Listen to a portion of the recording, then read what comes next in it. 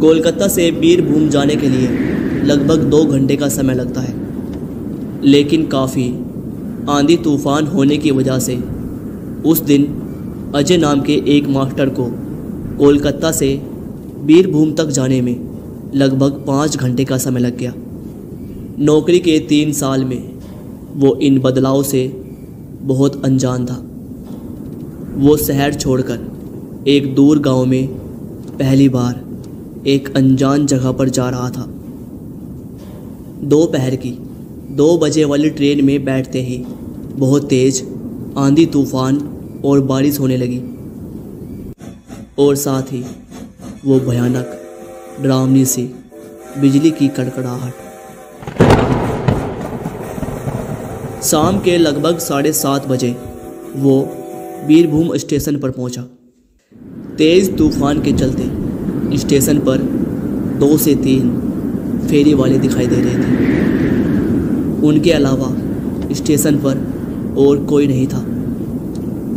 वह मास्टर गहरे अंधेरे और कीचड़ से भरे हुए रास्ते पर चलता हुआ स्टेशन के बाहर एक रिक्शा स्टैंड पर जा पहुंचा।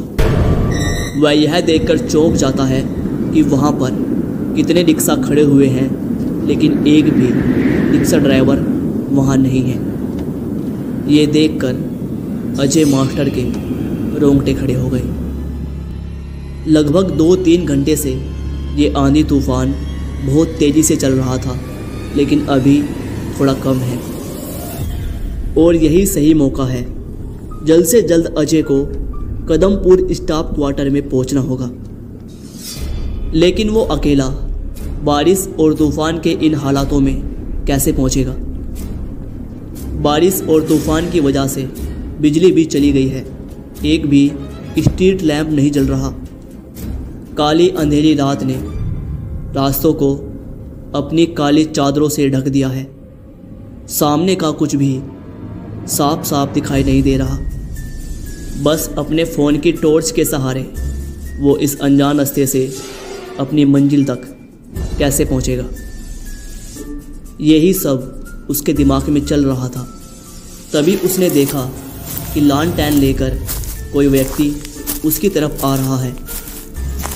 आखिरकार एक व्यक्ति को वहां देखकर उसकी जान में जान आई। आदमी ने एक लुंगी और एक फटा हुआ बनियान पहन रखा है और सर पर एक टोपी ओढ़ रखी है। उस आदमी ने पूछा, कौन है वहां पर? अकेले वहां खड़े खड़े क्या कर रहे हो? इस इलाके में नए लगते हो? हाँ चाचा, मैं यहाँ नया हूँ। मेरा यहाँ एक सरकारी स्कूल में ट्रांसफ़र हुआ है। क्या आपको कदमपुर गांव का रास्ता पता है? लेकिन रात के समय वहां जाना ठीक नहीं रहेगा। किसी तरह आज की रात इसी स्टैंड पर गुजार लो।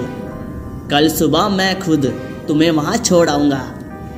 रात को उस रास्ते से क्यों नहीं जा सकते? बहुत लंबी कहानी है।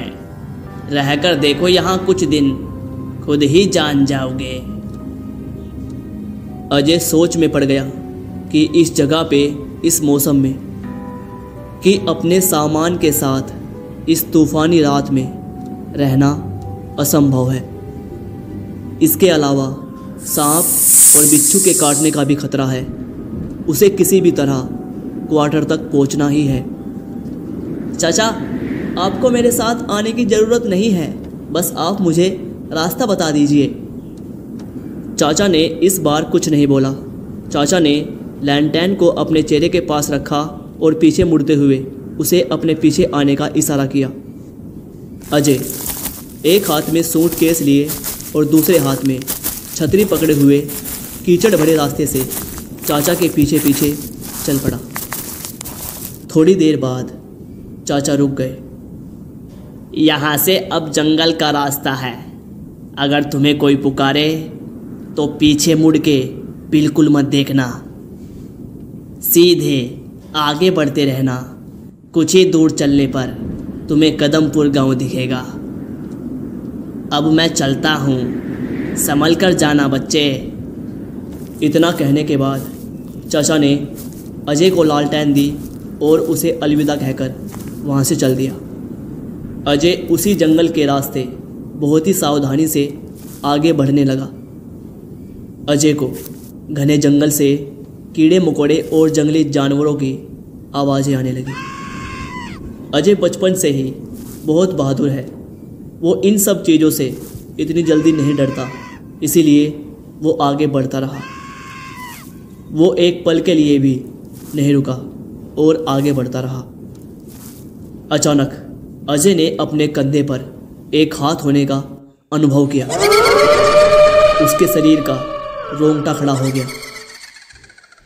इस अंधेरी और सुनसान जगह में, जहाँ शाम ढलने के बाद गांव का कोई भी आदमी वहाँ आने से डरता है, उस रास्ते पर आखिर कौन हो सकता है? अब आगे अजय के साथ क्या होगा, इसे जानने के लिए जल्दी से जल्दी वीडियो पर 1000 लाइक कर दो। मैं इसका पार्ट 2 तुरंत डाल दूंगा।